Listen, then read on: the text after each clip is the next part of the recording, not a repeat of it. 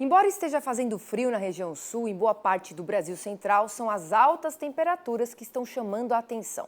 Na cidade de Oeiras, no Piauí, a máxima chegou aos 38 graus e meio no início dessa semana. Além disso, por conta do tempo seco, os baixos índices de umidade relativa do ar estão super baixos, o que fez com que o Instituto Nacional de Meteorologia emitisse um alerta para 1.300 cidades em 13 estados, tá?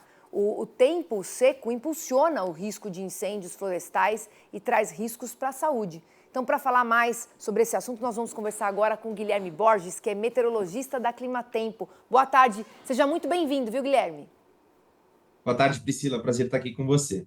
Então, a gente sabe que umidade relativa do ar, abaixo de 30%, já caracteriza estado de atenção. Mas em alguns locais a gente está enfrentando 13% de umidade. Aí já é uma característica próxima do deserto do Saara, não é isso? Quais são os cuidados?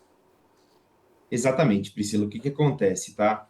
Nessa época do ano, só para a gente entender o que acontece, tá? A gente tem alguns sistemas meteorológicos que se estabelecem na região central brasileira e eles favorecem principalmente para deixar essa condição de céu muito limpo.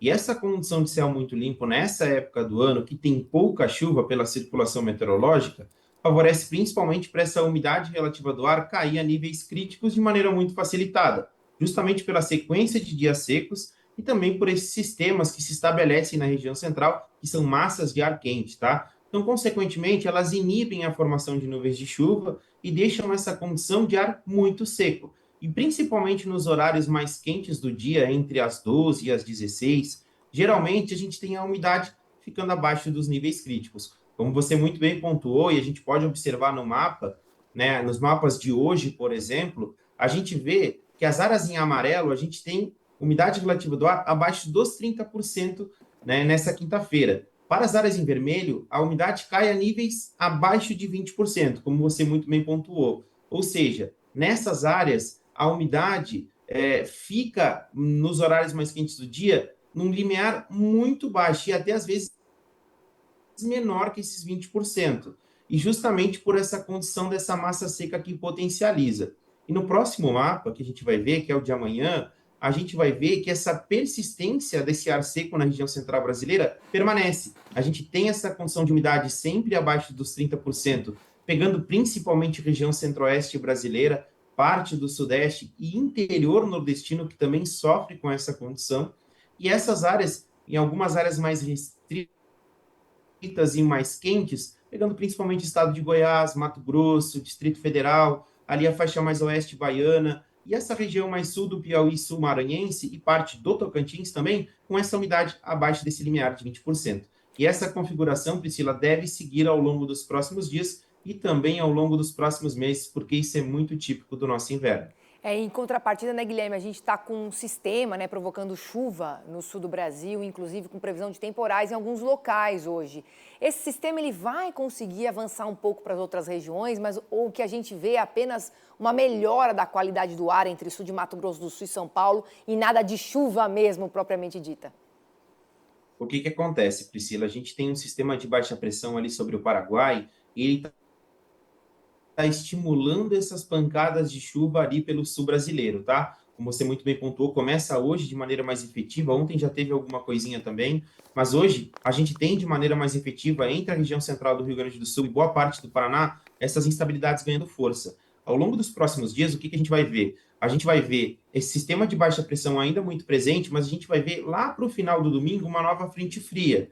Tá? E antes disso, a gente tem uma circulação do mar para o continente muito efetiva, principalmente na região mais sul e sudeste brasileira. E essa configuração dessa circulação do mar para o continente estimula as pancadas de chuva.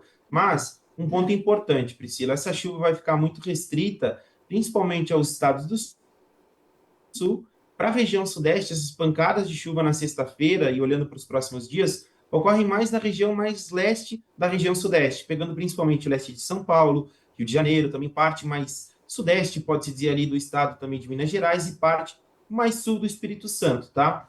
E são pancadas mais pela circulação do mar para o continente. Já para o interiorzão, já para a região mais centro-oeste, interior paulista, também interior mineiro, o tempo seco segue predominando, Priscila, porque a gente não tem essa condição desse avanço da situação de chuva para essas áreas, certo? Certo, a gente sabe que, né, agosto está chegando e é um dos meses mais secos do ano no sudeste do Brasil. As cidades giram aí com médias em torno de 35 milímetros, né?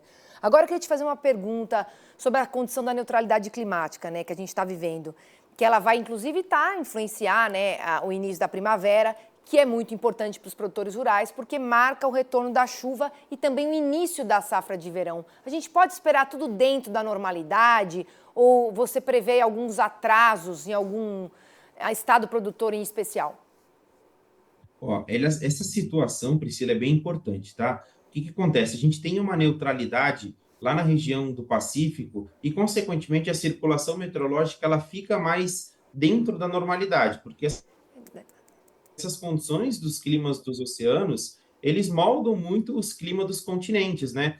E outro ponto importante que corrobora com essa neutralidade é a condição do Atlântico. O Atlântico está com temperaturas mais dentro da normalidade também, tá, Priscila? Então, a tendência é que a gente tenha uma sequência, pode-se dizer assim, de inverno com chuva dentro da normalidade, a gente comece a nossa primavera também dentro da normalidade na questão de chuva, e isso é um ponto bem importante, porque tendo esses oceanos com a condição mais controlada, mais neutra, os efeitos no clima do continente não é tão efetivo. Então, sim, é uma informação positiva, né, justamente por ter essa condição aí mais neutra. A gente está até olhando mais para frente, a NOAA divulgou nos últimos dias uma possibilidade, né, de laninha, mas isso a gente sabe que os modelos meteorológicos eles demoram um pouco a se ajustar, mas por enquanto o que segue presente e o que vem para a gente no momento é a neutralidade, e isso é bem positivo em questão da chuva e também das temperaturas, Priscila. Excelente, Guilherme. Só para a gente finalizar aqui, que inclusive é o tema da nossa live de hoje,